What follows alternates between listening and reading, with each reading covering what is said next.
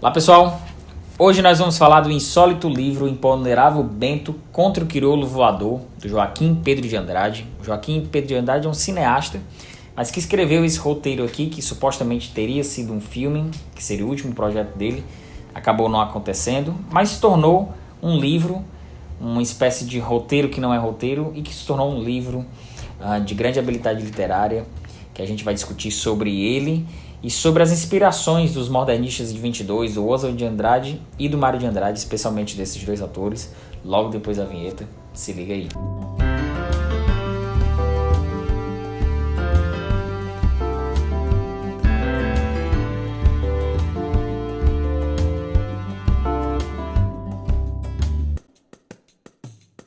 Bom pessoal, já vou pedindo para você dar o like nesse vídeo, inscreva-se no canal se ainda não estiver inscrito e assina aqui, ativa o sininho de notificação que está aqui embaixo ao lado do botão de inscrição.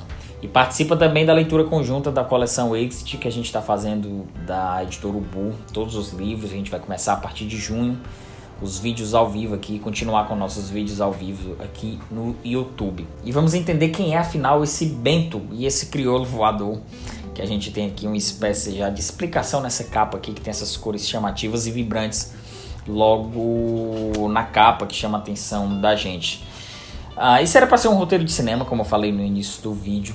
Isso era um projeto no final dos anos 80 do cineasta Joaquim Pedro de Andrade, é um cineasta muito renomado, fez o Macunaíma e tem uma certa influência, ele levou muito dos modernistas para o cinema, mas a história aqui é de um capitão da Força Aérea Brasileira que está envolvido num caso de adultério com a esposa do major dele, o Major Mário.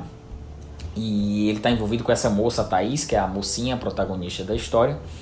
E o Mário descobre que estava sendo traído pelo Bento, que é o capitão da FAB.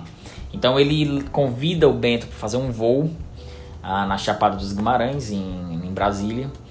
E nesse voo o Mário conduz o avião até a Chapada para destruir o avião e matar os dois. Na última hora o Bento consegue escapar, consegue ejectar do seu voo e se salva enquanto o Mário fica lá morto nos escombros do avião, no fogo.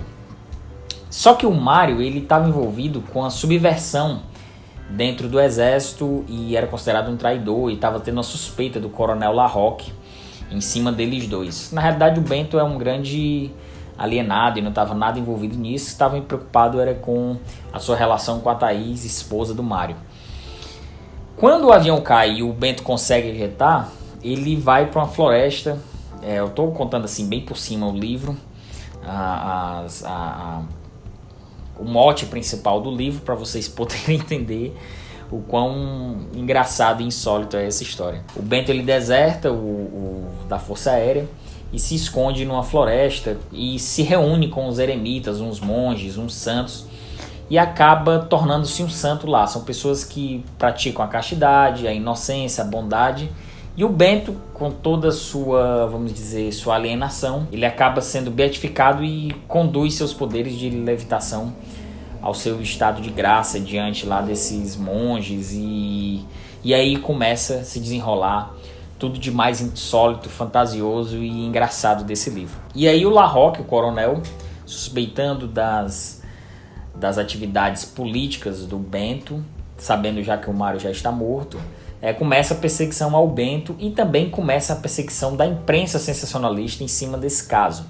E aí é que começa de fato a se desenrolar toda a loucura dessa história curtinha, mas que tem uma característica de se utilizar muito de metáforas em cima desses temas para denunciar justamente a imprensa sensacionalista que cria manchetes à torta e à direito e que é capaz inclusive de pegar um crioulo, um homem negro que carrega um carrinho de lixo, catador de lixo, e cria uma espécie de herói voador para contrapor as manchetes em cima do Bento, do imponderável santo que levita, e a Thaís, que é a mocinha do livro, do filme, né, do filme que nunca existiu, tenta resgatar o Bento dessa floresta, e o Larroque vai também atrás do Bento para poder pegar e descobrir quem são os traidores dentro da sua guarnição ali da Força Aérea.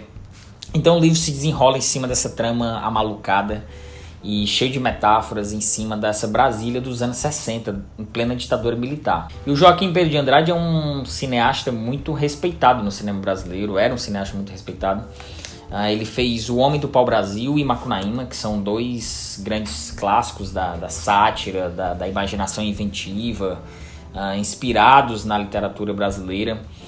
E ele se utilizou dessas sátiras, das chanchadas, para compor essa estética cinematográfica que ficou tão famosa no país nos anos 60, 70. E ele também se utilizou de inspirações de personagens do Anatole France, do Blaise Cendrars, que foi o Cendrars especialmente, que foi uma figura que influenciou muito o modernismo brasileiro, que veio da França e Suíça, aliás, eu acho, o Cendrars, e influenciou muito os modernistas brasileiros na década de 1920. E o Joaquim Pedro de Andrade, ele carregou muito consigo os outros de sobrenome igual a ele, o Mário de Andrade e o Oswald. Inclusive ele tem um curta-metragem sensacional com o Manuel Bandeira, o Poeta do Castelo, que tá o link aqui embaixo para você assistir. Não deixe de assistir. Então ele tem muitas influências e carrega muito nesse roteiro dele, que eu não considero um roteiro, é um texto. Ele não é um roteiro com bases técnicas conhecidas no cinema, de jargões técnicos do cinema. Não é um teatro, também não é um romance. Mas tem uma característica importantíssima desse texto dele, dessa prosa que você lê rapidamente dele, divertida e engraçada, é a capacidade do leitor criar o seu filme. Eu tenho basicamente muito claro as cenas desse filme aqui que nunca existiram. O próprio crítico que assina o Pós-Fácil aqui, o Carlos Augusto Calil, comenta sobre isso, que é como se fosse o seu filme preferido. E eu acho que é isso que transformou esse texto num clássico da nossa literatura. Porque é uma capacidade inventiva do leitor de se apoderar dessa história aqui, desse texto, e criar os seus próprios planos sequências da sua história. Então eu particularmente gostava muito de cinema, assistia muitos filmes há um tempo atrás e escrevia também, tentava escrever umas resenhas de filmes e eu fiquei muito impressionado com esse texto. Hoje eu quase não estou assistindo filmes, séries, nem nada de televisão. E é um defeito que eu quero inclusive corrigir, porque eu perco muitas das referências das coisas que eu posso trazer para a literatura, inclusive para o canal também. E esse livro me despertou uma vontade de falar um pouco mais, de unir essa literatura e essa arte cinematográfica que é tão bem feita, inédita, assim, que eu nunca li nada que relacionado ao cinema que me pudesse criar tantas imagens na minha cabeça, baseado nas cenas descritas nesse livro.